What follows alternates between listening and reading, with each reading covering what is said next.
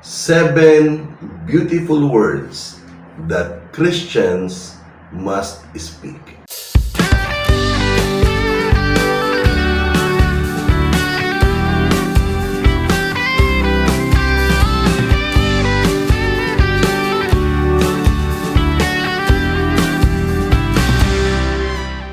Mapagpalang buhay po sa ating lahat, mga ka-worship. Kamusta na po kayo? Welcome po sa Usapang Born Again. At para sa araw na ito, panibagong paksa na naman po ang ating tatalakayin. At para sa araw na ito, ang i-discuss po natin ay 7 beautiful words that Christians must speak or that Christian should speak. Ito yung mga 7 mga salita o pangungusap na dapat palaging lumalabas sa bibig natin bilang mga mananampalataya ng ating Panginoon. Sapagkat napakahalaga po ng mga bagay na lumalabas sa ating bibig. Sinabi ng Bible na life and death is in the power of the tongue. Binanggit niya po yan. So lumalabas ang dila po natin or ang ating bibig, nakakapagbitaw ito ng salita na kung saan hindi natin namamalayan, ito pala ay nakakapagbuo ng pagkatao or ito ay nakakapagpadurog ng tao. So, ayaw naman natin na bilang mga mananampalataya tayo ang nagiging instrumento para masira, mawasak, madurog ang moralidad ng mga tao sa paligid natin. At ito nga po ay bilin ni Pablo sa kanyang mga sinulat sa Colossians chapter 4 verse 6. Ang sabi niya ay ganito, "Let your conversation be always full of grace, seasoned with salt, so that you may know how to answer everyone." Okay? Ang sabi rito, nasa tuwing kayo ay merong conversation or meron kayong pag-uusap, dapat palaging mabiyaya ang lumalabas sa inyong bibig, na ito ay para bang nilagyan ng asin, may lasa, masarap pakinggan, nang sa ganon alam ninyo kung paano sasagutin ang bawat isa. Yan po ay reminder ni Pablo sa kanyang mga mananampalataya. At ito sa Colossians po ay binigyan niya ng reminder para nang sa ganon maiiwas ang mga taga-Colossians sa mga discussion na ang bibitawang salita po ay manghihina ang pananampalataya. Baka kasi bandang huli sa kalipunan ng pananampalataya ay hindi na dumalo yun. Kumbaga, nag-quit na lang, umalis sa church, gano'n. So, as a reminder po, bilang mga Kristiyano, mga tagasunod ni Kristo, nais ko pong ibahagi sa inyo ang 7 mga pangungusap na makakapagpabuo po ng kalooban ng kapwa nating mananampalataya. So, lumalabas mga kapatid, ang akin pong i-discuss are 7 beautiful words that Christians should speak. Okay? At kung meron po kayong mga ballpen at meron po kayong mga papel, mainam po na isulat po ninyo ang 7 na beautiful words that Christians must speak. Okay? Naka-ready na kayo? Okay. Number 1. Ang number 1 na dapat lumalabas sa bibig natin bilang mga mananampalataya ng ating Panginoon, bilang mga tagasunod ni Kristo, number 1 po ay ang salitang God bless you. Yes po. Yan po ay isang napaka-powerful na salita na lumalabas sa isang Kristiyano. Imagine, nagbibitaw ka ng salitang ang Diyos pagpapalain siya. And if you are really mean it, kumbaga talagang gusto mo na talagang siya ay pagpalain, bitawan mo ang salitang ito nang sa ganon siya po ay pagpapalain ng Panginoon. Halimbawa, may mag-asawa at aalis na yung lalaki, papasok na sa trabaho, okay, hahalikan niya yung kanyang sweetheart, yung kanyang misis, at si misis naman sasabihin niya, God bless you, Daddy. O, ganyan. Samahan ka ng Lord Okay? Yung mga ganong pangungusap bago siya umalis at pumasok sa kanyang trabaho, pinababaunan mo siya ng blessing na nanggaling mismo sa Diyos. Okay? May biblical passage ba ito? Meron po. Ito po ay nagsimula pa kay Abraham. Alam naman natin na si Abraham po ang kauna-unahang mananampalataya ng Panginoon. At sinabi ng Diyos kay Abraham ay ganito, I will make you into a great nation and I will bless you. And I will make your name great and you will be a blessing. I will bless those who bless you, and whoever curses you, I will curse. And all the people on earth will be blessed through you. Ibig sabihin, si Abraham po, na kauna-unahang mananampalataya, siya po ay pinagpala ng Panginoon at siya ay binless ng Diyos na kung saan siya po ay magiging blessing sa iba. Okay? Ibig sabihin, the very reason why God blessed him is so that he could bless others. So pag sinabihan ka ni Abraham na God bless you, tatalab ang binitawan ni Abraham na salitang ito doon sa taong yun na kanyang binitawan para siya po ay i-bless ng Diyos. Ngayon kung ikakatwiran nyo sa akin, si Abraham yun eh. Hindi naman ako si Abraham. Hindi po mga kapatid, sapagkat tayo po ay mga descendants ni Abraham. Ibig sabihin, si Abraham po ang pinagsimula ng ganitong pangako at pangungusap na galing mismo sa Diyos at ito po'y tumawid sa generation na hanggang ngayon na tayo sa pamamagitan ni Kristo ay naging anak ni Abraham. Ibig sabihin, kung si Abraham may kakayahan siyang mag-bless, tayo din po ay may kakayahan mag-bless ng mga taong gusto natin pagpalain. Okay? Ang sabi nga po sa Luke chapter 6 verse 28, and bless those who cursed you and pray for those who mistreat you. So, ibig sabihin, kahit ang mga taong tumataligsa sa atin, umuusig, pinipersecute tayo, ang pag-uutos ng Panginoon dito, tayo po ay gamitin bilang blessing sa kanila. Ultimo na sila, inuusig tayo. Ang sabi diyan, those who curse you, bless them. And therefore, ang word number 1, okay, sa 7 beautiful words that Christians must speak, ay ang salitang, God bless you. Okay? Number 2, okay? Ang number 2 po na pag ito po ay binibitawan nyo palagi. Napakaganda po nito. Alam nyo kung ano? I pray for you. Okay? Alam mo ninyo, pag may kausap ka at sinabi mo sa kanya, alam mo sister, alam mo brother, I pray for you. Alam mo ninyo, nagkakaroon siya ng fulfillment dahil magkakaroon siya ng kapanatagan sa kanyang katawan na yun pala, meron palang taong nananalangin para sa kanya. Ang tanong ka worship, do you pray for others? Diba? Ikaw ba ay nagpe-pray sa mga taong nasa paligid mo? Oh, sa totoo lang, mga kapatid, napaka-importante po nito. Sapagkat sinabi po sa Colossians chapter 4, verse 2, devote yourselves to prayer, being watchful and thankful, and pray for us too, that God may open a door for our message so that we may proclaim the mystery of Christ, for which I am in chain. Dito po sa sitwasyon na to, kaya ito po ang ginamit kong passage, dito po kasi dumadaan po si Pablo sa mabigat na suliranin. Siya po'y nakakulong.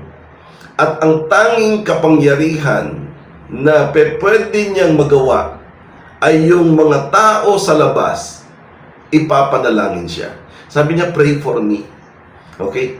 Kaya kung halimbawa, pupuntahan mo si Pablo at dadalawin mo siya, ang sasabihin mo, alam mo Pablo, I pray for you.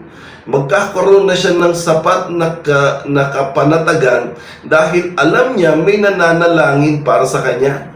And what more sa katulad po nating mga genuine believers of the Lord, Tayong mga born again Christian po ay nauunawaan natin na ang ating pong pananampalataya ay dahil po sa biyaya ng Panginoon na ibinigay niya ang buhay niya para sa atin. Na siya mismo ipinalangin din tayo sa John chapter 17. Yung kabuuan ng kanyang panalangin. He prayed for us. And therefore, if the Lord Jesus prayed for us, marapat lang na tayo din po bilang mga anak ng Diyos, tayo po'y nananalangin din sa ibang tao. Halimbawa, tatapikin mo siya sa balikat at sasabihin mo, I always pray for you. Naku, alam mo ninyo, ang ganda-ganda po ng kanyang pakiramdam. Napaka-blessful ng mga pangungusap na ito na para bang isang bagay na kung nasa sitwasyon siya na wasak, pero binitawan mo ang salitang I pray for you, magkakaroon siya ng pagkakataon makatayo at mabuo muli. At ano naman po ang pangatlo, mga kapatid? Na-discuss natin yung God bless you, yung I pray for you. Ang pangatlo po ay walang iba kundi ang I forgive you. Yes po, napaka-importante niyan. Isa ho yan sa magagandang salita na dapat binabanggit ng isang mananampalataya. Sapagkat ang bagay pong ito ay pagpapatawad, yung bang paghuhugas ng mga nagawang kasalanan, at ito ay inilalagay na lang sa isang pagkalimot at hindi na ito binabalikan pa. Nangyayari ito kapag ikaw ay nasaktan at ang nakasakit sa iyo ay parang nahihirapan kang patawarin. Pero babanggitin mo ang I forgive you. Hindi dahil sa ang sakit ay nawala or ikaw ay likas na may kabaitan. Kung hindi nagpapatawad ka kasi po ito ay utos ng Diyos. In fact, nakasulat po yan sa Matthew chapter 6 verse 14. At ang sabi ay ganito, for if you forgive men when they sin against you, your heavenly Father will also forgive you. But if you do not forgive men their sins, your Father will not forgive you your sins. Ano po ang nais kong i-drive na message dito na very, very strong sa ating lahat, mga kapatid? Ang pagpapatawad na valid, na katanggap-tanggap, ay yung klase ng pagpapatawad na kung saan kaya ka nagpapatawad dahil sinusunod mo ang utos ng Diyos. Yes po. Okay? The very reason why you forgive, because you wanted to obey the word of God. Okay? Hindi ka pwede magpatawad na kung saan, ay, pinatawad ko yan. Ay, bakit naman? Eh, kasi ako'y mabait. Ako ay mababang loob. Ako'y humble. At kaya kong tiisin ang sakit na naidulot niya sa akin. Sapagkat kaya ko yung mga bagay na pagdadaanan kong mabibigat, lalo na kapag ako ay nasasaktan or sinasaktan ng ibang tao. Kaya ako siya pinatawad dahil may kalikasan akong pagpapatawad sa aking sarili. May kalikasan ako ng kababaang loob, kaya napatawad ko siya. Pag ganyan ang rason mo, na kaya ka nagpapatawad dahil ikaw ang bida, ikaw ang mabait, ikaw ang mababang loob, ikaw ang matiisin, ikaw ang may malawak na pangunawa. Ang credit nasa iyo. Ang hanga nasa iyo. Ang parangal ay ikaw. Hindi ganyan ang gustong pagpapatawad ng Diyos. Ang gustong pagpapatawad ng Diyos ay mentras nagagalit ka, ang damdamin mo ay nagkakaroon ng gustong gumante. Yung para bang nanggigigil ka dahil nais mo talagang balikan ng taong ito. Pero magpapatawad ka dahil yan ay utos ng Diyos. yan ay panukala ng Diyos. Yan ay sinabi ng Diyos. Yan ay isang bagay na gusto ng Diyos gawin mo. Lalong-lalo na pag gusto mong ikaw din ay Kanyang patawarin. Kumbaga, nandito yung nararamdaman mo, nandito yung sakit, nandito yung nasa kalooban mo at kaisipan mo na gaganti ako. Okay? Pero palibasan nananaig sa damdamin mo ang salita ng Diyos na kung saan mas makapangyarihan ang Kanyang salita kesa sa iyong nararamdaman, magpapatawad ka. Ang parangal mapupunta sa Diyos. Ang kaluwalhatian mapupunta sa Diyos. Hindi ibibigay sa iyo ang credit dahil ang credit ay para doon sa nag-utos sa iyo na magpatawad ka. Kaya ka nagpatawad dahil sa kabila ng galit, puot at hinanakit, sinunod mo ang salita ng Diyos. Ganyan ang pagpapatawad na sinasabi ng Bible. Okay? Kaya lahat ay pwedeng magpatawad. Hindi yung sinasabing, hindi pa ako nakahanda. Hindi kinakailangan nakahanda ka o hindi ka nakahanda. Sapagkat utos yan na magpatawad ka, kaya magpapatawad ka. Pag hindi ka nagpatawad, hindi ka rin patatawarin. Ang damdamin mo, hindi yan titimbangin ng Diyos. Sapagkat ang pinakamahalaga dito ay ang pagpapatawad mo ayon sa Kanyang ipinag-uutos. Na ikaw ay magpapatawad because the Lord says so. So, ibig sabihin, ang I forgive you po is a powerful word, isang blessful word, isang encouraging word na pag nagpatawad ka, kasi ito mismo ay mga kautusan na ibinigay ni Jesus para sa atin. Okay, number 4. Okay? Ang number 4 po ay ang salitang next time. Yes po, napakaganda salita niyan. Next time. Ibig sabihin, walang problema. Di next time. Okay? Halimbawa po, may lumapit sa iyo na hinlingan mo ng isang pabor, hindi ka napagbigyan, at dahil sa hindi ka napagbigyan, eto't lumalapit at humihingi ng pasensya. Ang gagawin mo, patatawarin mo. Kagaya nung number 3 na discussion natin. At bibitawan mo siya ng salita na okay lang yan. Di bale, di next time. Pag sinabi mong next time, ibig sabihin, binibigyan mo siya ng second opportunity. Binibigyan mo siya ng second chances. Sa Tagalog, binibigyan mo siya ng pangalawang pagkakataon. Ang salitang next time ay magbibigay sa kanya ng encouragement na sa susunod, pag nangyari ulit ang isang sitwasyon at humihingi ng pabor, gagawin niya na yan. Kasi binigyan mo siya ng next time. Okay? Ang sabi nga dito, naalala ko tuloy yung babae na dapat ay babatuhin para mamatay. Okay? Ang sabi dito ni Jesus ay nagsusulat siya eh. At pagkatapos ay pagtingin niya, wala rin mga taong dapat ay babatuhin yung babaeng nahuli sa pangangalo niya at dapat mamatay. Okay? At sabi doon sa John chapter 8 verse 10 at saka verse 11, sabi niya, o nasan sila? Hindi ka ba nila hinatulan? O. At ang sabi ng babae, hindi po. Okay, mas maganda sa English. Ang sabi niya, and then neither do I condemn you. Go and sin no more. Okay? Kumbaga, pag tinagalog natin, babae, hindi ka ba nila hinatulan? Hindi po eh. Well, kahit ako, hindi kita hatulan. Okay? Humayo ka na, huwag ka nang magkasala ulit.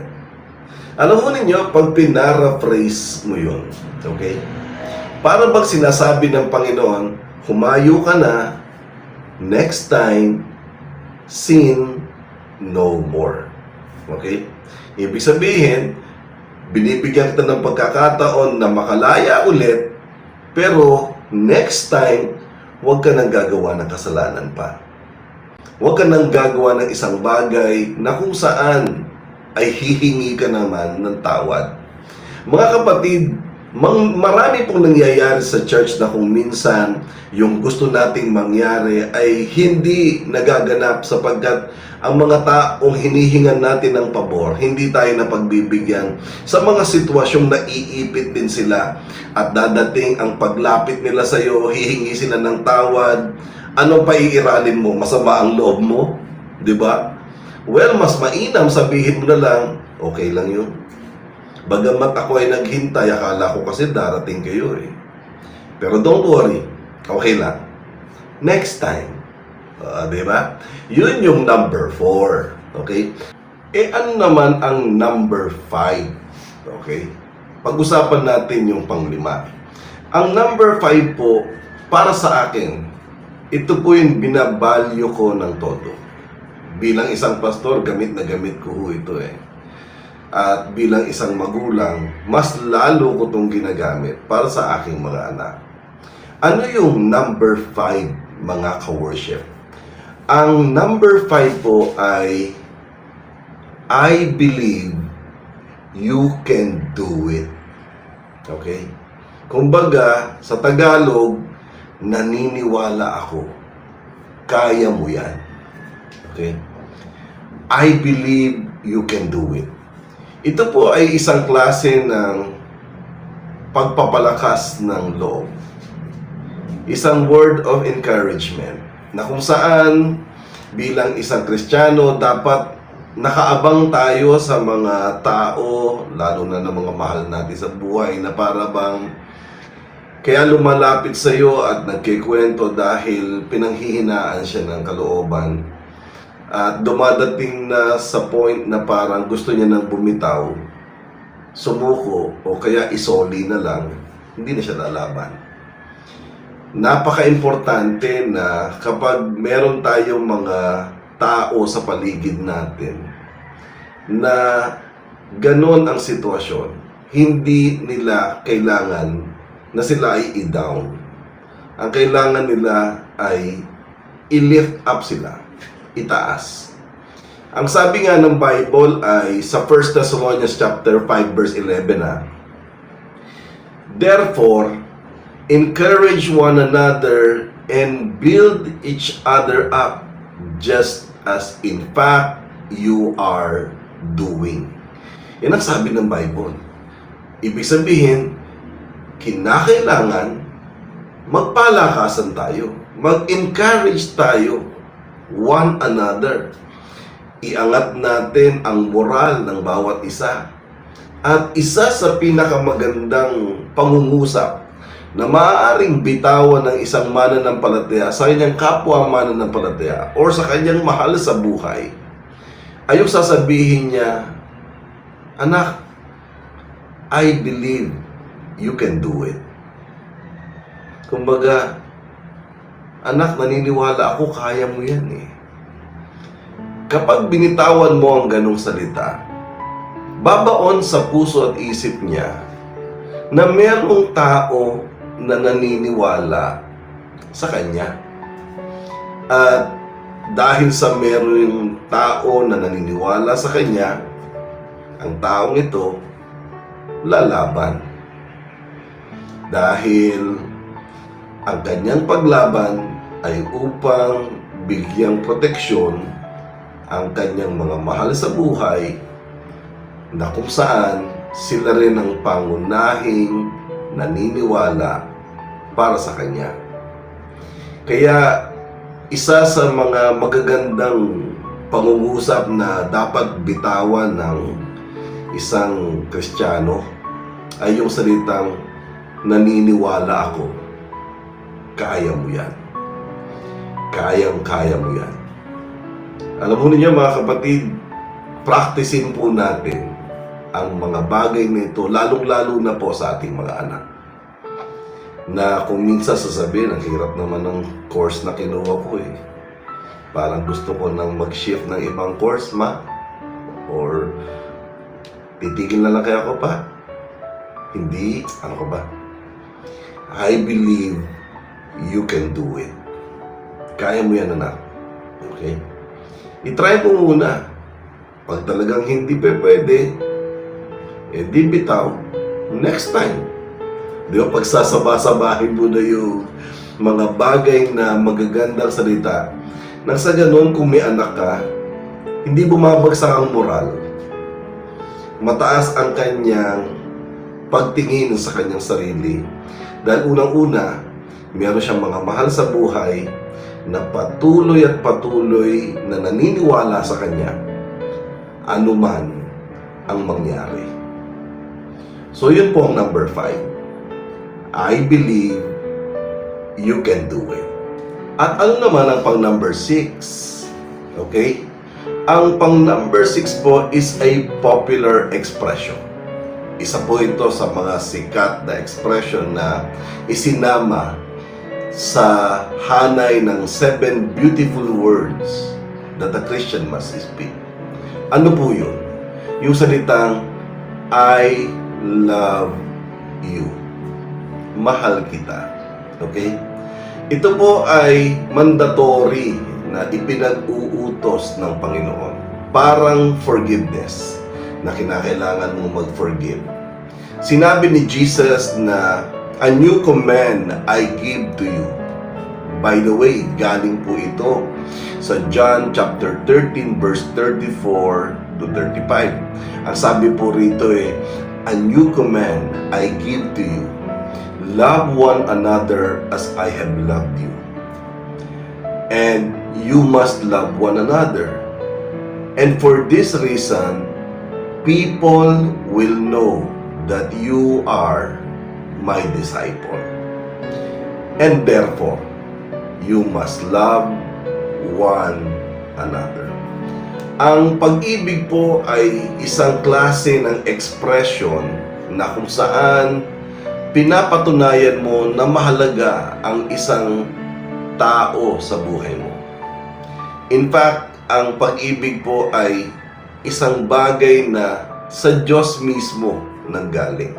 Siya po ang author ng pag-ibig At kung binabanggit mo ang salitang I love you, maliwanag ito na nagbibigay ka ng assurance na ikaw ay tapat sa isang taong minamahal mo. Halimbawa, kumbaga sa isang lalaki, kapag nagbibitaw ka ng I love you sa iyong asawa, binibigyan mo siya ng kapanatagan na walang nagmamay-ari ng puso niya kung hindi ikaw lang. Okay? Matanong ko lang, kayong mga lalaking nanonood sa akin ngayon, when was the last time did you say, I love you to your wife? Okay? Alam mo ninyo, ako po bilang isang lingkod ng Diyos at isang linggo na lang, 2 linggo, o parang 3 linggo na lang, ako po ay magiging 60 years old na. At sa loob po ng mahigit 30 taon ng aming pagsasama ni Rowena, ng aking asawa, I never miss saying that term, that phrase, that word to my wife. If you're going to ask my wife, when was the last time did I say I love you to her? Sasabihin niya, kagabi lang, kasasabi niya lang. Okay? Dahil naniniwala po ako na ang isa sa ikabubuo ng aking asawa ay ang patuloy kong sabihin sa kanya na mahal ko siya. Yan po ay magandang kapamaraanan, hindi lang po para sa mag-asawa. Kung meron kang anak na ayaw mong magrebelde, basta lagi mo siyang sasabihin, anak, I love you. Okay? At ang iyong mga pinagdadaanan, naintindihan ko yan. Okay? Eh di next time, hindi na naman tayo patas sa next time, no? At dito po sa salitang I love you na ito, makikita po natin na nandoon yung understanding, yung pagkakaunawa mo sa kalalagayan ng iyong sinasabihan. Kaya bilang isang mananampalataya, kapatid, napaka-importante bitawan natin ang salitang I love you. Hindi lang dahil sa inutos-uto ni Jesus Christ na this is a commandment that you have to love one another as Jesus loved you, that you must love one another so that the people will know that we are the disciple of the Lord. Even more than that, kapag ikaw ay nag-e-express ng salitang I love you, maliwanag to, nagmamahal ka. At alam niyo ba na sa karanasan ko bilang isang pastor, ang pinakamatibay na panangga sa kasalanan ay pag-ibig. Ang isang taong lagi niyang pinapairal ang pag-ibig, hindi siya tatablan ng kasalanan. Totoo po yan. Okay?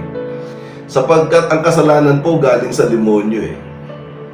Kumbaga, ang kasalanan at ang demonyo iisa. Ngayon, ano ang panangga mo sa kasalanang gustong ibigay sa iyo ng demonyo? Tignan mo ang Diyos.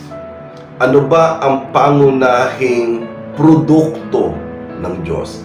Ano ba talaga ang pangunahing lumalabas sa Diyos? Walang iba kung hindi pag-ibig. Kaya bilang isang mananampalataya na nagtitiwala sa Diyos, tanggapin mo ang pag-ibig ng Panginoon. Pairalin mo ang pag-ibig sa buhay mo. Hindi ka mape-penetrate ng kasalanan. Bakit? Umiibig ka. Ayaw ng kasalanan ang isang taong nagtataglay ng pag-ibig. Amen. So yun lamang po. Ang ibig sabihin ng pang-anim ay I love you.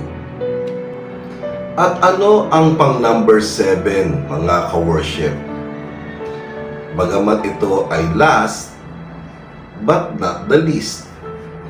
Ang pang number 7 po ay magugulat kayo. Ano yun? Ito po siya.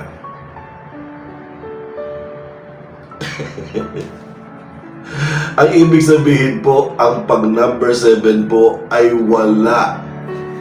Ibig sabihin, blanco, nada, don't talk, wala kang sasabihin. Ang isa sa pinakamaganda mong gagawin, one of the most beautiful word that a Christian could ever speak is not to speak at all. Huwag na lang magsalita. Alam mo ninyo kasi may mga pagkakataon na ang pinakamagandang bagay na gagawin natin ay manahimik lang tayo. Ang sabi nga ng Ecclesiastes chapter 3 verse 7, there is a time to tear and a time to mend. There is a time to be silent and a time to speak. Ibig sabihin, mga ka-worship, tingnan mo yung pagkakataon kung kinakailangan ka bang magsalita o mas mainam kung manahimik ka na lang. Sapagkat tandaan ninyo, ang paksa na pinag-uusapan natin ay mga beautiful words na makakapagpabuo ng taong ating kinakausap. Kadalasan, dumadaan sila sa mabibigat na sitwasyon. Kadalasan, may mabibigat silang pinagdadaanan na para bang sila ay gusto nang bumigay. Etong verse na ito, halimbawa meron kang isang kapatiran na nawala ang asawa, umuwi na sa langit, at siya mong dinalaw at nakita mo, nandoon, nakaupo, iyak ng iyak habang pinagmamasdan ng kanyang asawa na nasa kabaong. Ano sasabihin mo? Diba? Wala kang sasabihin sapagkat nandoon siya sa gitna ng kalungkutan. Ang gagawin mo lang marahil ay tabihan, tapos hawakan mo ang kanyang kamay na mahigpit. Sapat na yan para ihatid mo ang isang message sa kanya na sasabihin mo, best friend, nandito lang ako. Na kahit hindi ako nagsasalita, gusto ko maramdaman mo. Hindi kita iniiwan.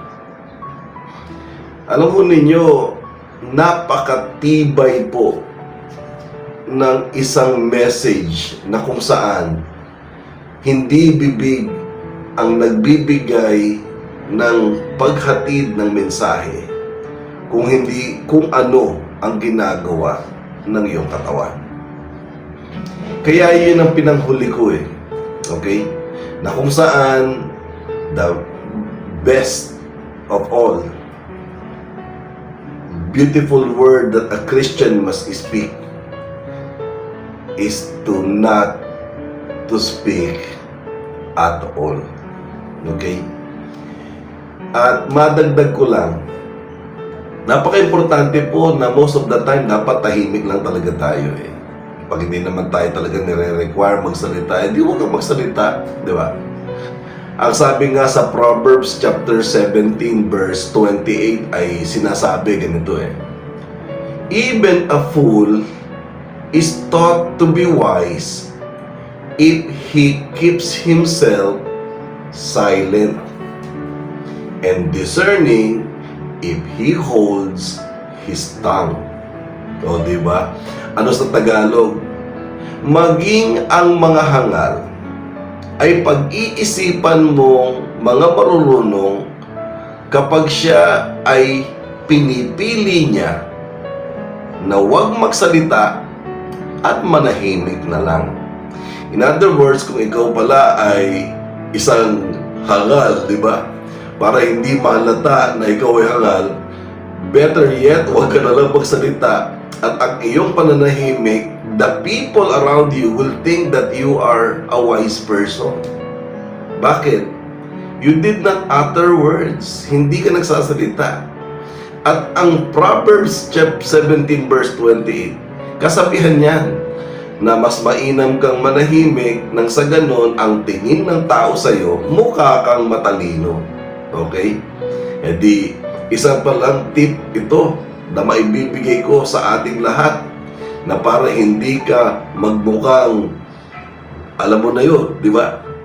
E buti pa tumahimik ka na lang sapagkat kung matalino ka man at tahimik ka, pag hiningan ka ng mga payo o advice o kung ano ang iyong saloobin, saka mo bibitawan ang sarili mong prinsipyo, hahanga sila.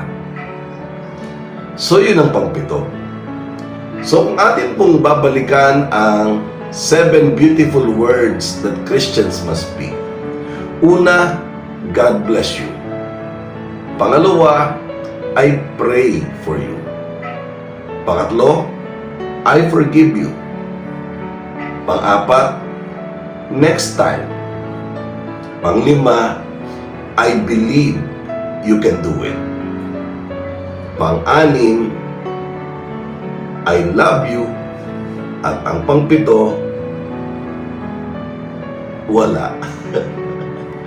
So, yun lamang po mga ka-worship. I hope kayo po ay napagpala ng mensaheng ito na atin pong natalakay ngayong araw na ito, sapagkat napakaganda pong bitawan ng mga pangungusap na kung saan ay nakakapag-encourage, nakakapagpalakas ng loob, nakakapagbuo ng pagkatao.